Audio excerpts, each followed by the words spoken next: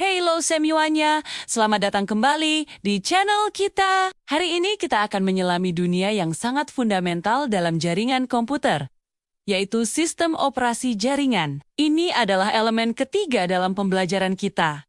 Dan di akhir video ini, kalian akan mampu memahami dan mengoperasikan sistem operasi jaringan berbasis Windows Server dan Linux Server secara dasar. Jadi, pastikan kalian nonton sampai selesai ya. Oke. Mari kita mulai dari yang paling dasar.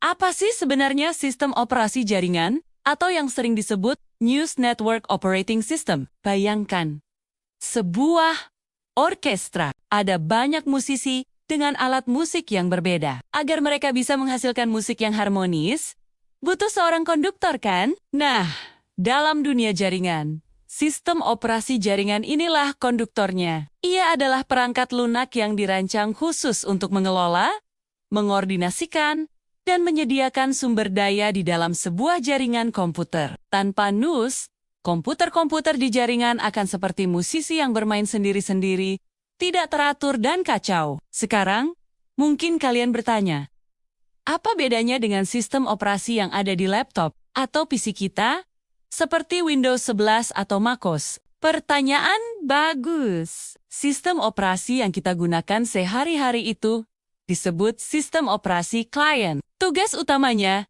adalah untuk melayani satu pengguna. Kita bisa mengetik dokumen, browsing internet, main game, semua untuk kebutuhan kita sendiri. Nah, sistem operasi server, seperti namanya, dirancang untuk melayani banyak klien secara bersamaan di dalam jaringan. Ia jauh lebih kuat, stabil, dan memiliki fitur-fitur khusus yang tidak akan kita temukan di OS klien biasa. Ia seperti jantung dari sebuah jaringan, memompa data dan layanan ke seluruh tubuh jaringan. Kalau OS klien fokus pada kemudahan penggunaan dan tampilan antarmuka yang cantik, OS server lebih fokus pada performa, keamanan, dan keandalan. Ia harus bisa berjalan 24 jam sehari, 7 hari seminggu tanpa henti. Lalu, apa saja sih fungsi utama dari sebuah server yang menjalankan NUS ini? Fungsinya banyak sekali dan sangat krusial. Pertama, sebagai pusat penyimpanan data. Bayangkan di sebuah kantor, semua file penting disimpan di satu server terpusat. Ini memudahkan semua orang untuk mengakses file yang sama dan memastikan datanya selalu terupdate. Ini disebut file server. Kedua, server berfungsi untuk mengelola pengguna dan keamanan. Siapa saja yang boleh masuk ke jaringan, file apa saja yang boleh mereka buka atau edit. Semua itu diatur oleh server melalui manajemen user dan hak akses. Ini penting untuk menjaga kerahasiaan dan integritas data perusahaan. Ketiga, server bisa berbagi sumber daya atau resource. Contoh paling umum adalah printer. Daripada setiap komputer harus punya printer sendiri, kita cukup menghubungkan satu printer ke jaringan, dan server akan mengaturnya. Jadi, semua orang di kantor bisa mencetak dokumen ke printer yang sama. Ini jauh lebih efisien dan hemat biaya kan? Ini yang disebut print server. Selain itu, masih banyak fungsi lainnya seperti web server yang menyimpan dan menampilkan halaman website, mail server untuk urusan email, dan database server untuk mengelola basis data yang kompleks. Intinya, server adalah tulang punggung dari semua layanan yang kita nikmati di dalam sebuah jaringan. Nah, setelah tahu konsepnya, mari kita masuk ke bagian praktisnya. Instalasi. Di dunia server, ada dua raja yang mendominasi pasar, yaitu Windows Server dari Microsoft dan berbagai distribusi Linux Server. Salah satunya yang paling populer adalah Ubuntu Server.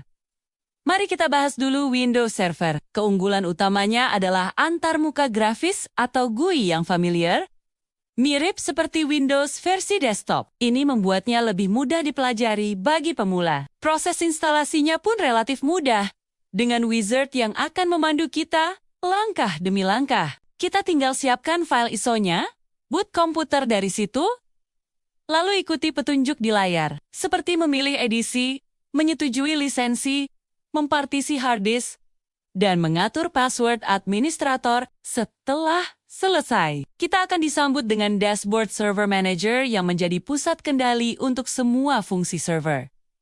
Sekarang kita beralih ke lawannya, Ubuntu Server. Berbeda dengan Windows Server yang berbayar, Ubuntu Server ini gratis dan open source. Secara default, instalasi Ubuntu Server tidak menyertakan antarmuka grafis. Semuanya berbasis teks atau command line interface CLI. Mungkin ini terdengar menakutkan bagi sebagian orang, tapi sebenarnya CLI ini sangat efisien dan ringan. Tidak memakan banyak sumber daya komputer. Proses instalasinya juga menggunakan Wizard, berbasis teks yang cukup jelas. Kita akan diminta memilih bahasa layout keyboard, konfigurasi jaringan, partisi disk, dan membuat user. Salah satu bagian menarik saat instalasi Ubuntu Server adalah kita bisa langsung memilih untuk menginstal paket layanan populer seperti OpenShare Server untuk remote access atau Docker untuk kontainerisasi. Menggunakan CLI memang butuh pembiasaan, tapi sekali terbiasa, kalian akan merasakan betapa cepat dan powerful-nya mengelola server lewat baris perintah. Oke, sistem operasi server sudah terinstall. Apa langkah selanjutnya? Tentu saja, manajemen user dan resource. Inilah inti dari fungsi sebuah server. Di Windows Server, kita menggunakan tools yang bernama Active Directory Users and Computers. Di sini kita bisa melakukan banyak hal. Pertama, membuat user baru. Setiap karyawan di kantor akan dibuatkan akun user NIA masing-masing, lengkap dengan username dan password, dengan BGQ. Hanya orang yang punya akun yang bisa login ke jaringan. Kedua, kita bisa membuat grup. Misalnya, kita buat grup Departemen Keuangan dan grup Departemen Pemasaran. Lalu kita masukkan user-user yang relevan ke dalam grup tersebut. Kenapa ini penting? Karena ini akan memudahkan kita saat mengatur hak akses. Daripada memberikan izin satu persatu ke setiap user, kita cukup berikan izin ke grupnya. Misalnya, semua anggota grup keuangan diberi akses ke folder laporan keuangan. Sementara grup pemasaran tidak bisa membukanya. Ini jauh lebih efisien dan terorganisir. Di Ubuntu Server, manajemen user dilakukan melalui command line. Untuk membuat user baru, kita bisa menggunakan perintah /share diikuti dengan nama usernya. Sistem akan otomatis menanyakan password dan informasi lainnya. Untuk membuat grup, kita gunakan perintah @group. Lalu untuk menambahkan user ke dalam sebuah grup, kita bisa pakai perintah userman. Meskipun berbasis teks, logikanya sama persis dengan yang kita lakukan di Windows Server. Sekarang, bagian yang paling sering digunakan, sharing file dan printer di jaringan. Ini adalah implementasi langsung dari apa yang sudah kita atur tadi. Di Windows Server, prosesnya sangat mudah. Kita tinggal buka File Explorer, klik kanan pada folder yang ingin kita bagikan, pilih Properties, lalu masuk ke tab Sharing. Di sana kita bisa klik Advanced Sharing, centang Share this folder, lalu atur Permissions. Nah, di bagian Permissions inilah kita menentukan siapa saja yang boleh mengakses folder tersebut dan apa yang bisa mereka lakukan. Apakah hanya bisa membaca read, atau bisa juga mengubah dan menghapus file change, atau full control. Di sini kita bisa menambahkan user atau grup yang sudah kita buat tadi. Sangat simpel. Untuk sharing printer, prosesnya juga mirip. Kita masuk ke Control Panel, lalu Devices and Printers. Printer yang sudah terinstall di server bisa kita klik kanan, pilih Printer Properties. Masuk ke tab Sharing, lalu centang Share this printer. Selesai, klien di jaringan tinggal add a network printer, dan mereka sudah bisa menggunakannya. Bagaimana dengan di Ubuntu Server? Untuk file sharing, teknologi yang paling umum digunakan agar bisa diakses oleh komputer Windows adalah Samba. Samba ini adalah implementasi dari protokol file sharing milik Windows SMB atau CIFS di lingkungan Linux.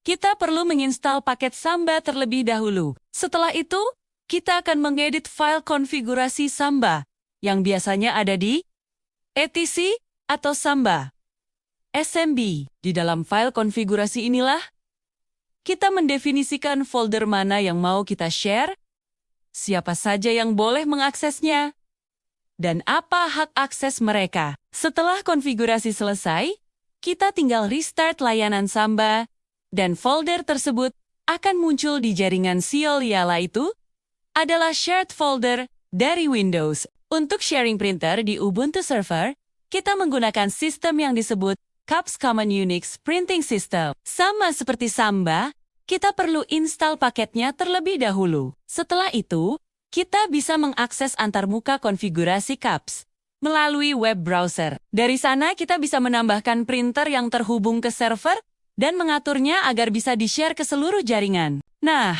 itulah gambaran umum. Mulai dari konsep dasar sistem operasi jaringan. Perbedaannya dengan OS Client.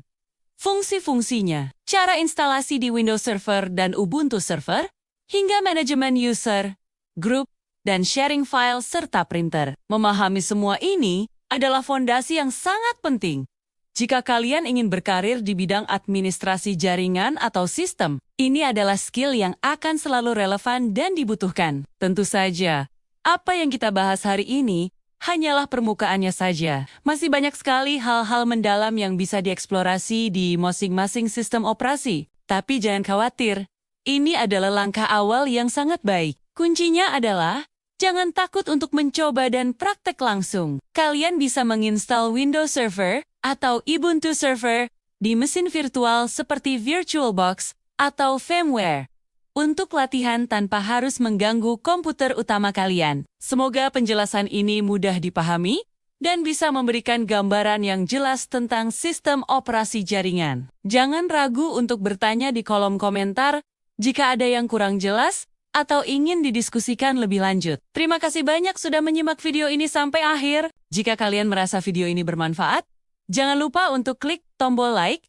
bagikan ke teman-teman kalian, dan yang paling penting, subscribe channel ini agar tidak ketinggalan materi-materi menarik selanjutnya. Sampai jumpa di video berikutnya. Tetap semangat belajar!